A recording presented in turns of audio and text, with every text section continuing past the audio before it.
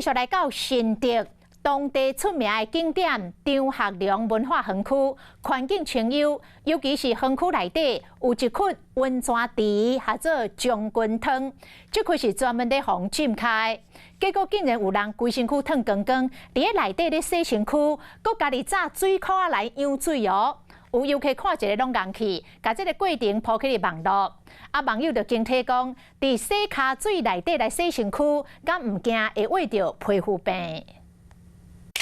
阿伯他妈睇浸伫咧水内底，表目阿爽倒伫咧水池内底，看起来真享受。不过这敢是浸脚池，哪有人伫咧这洗身躯？在洗脚池里面泡澡，会不会觉得不太卫生？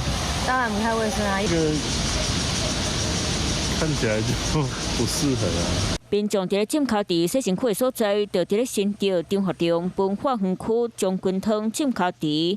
大地搁是摆现写袂当洗身躯，所有民众伫咧浸脚池内底洗身躯，甚至规身躯烫光光。看到民众感觉真寒，甲相片铺上网。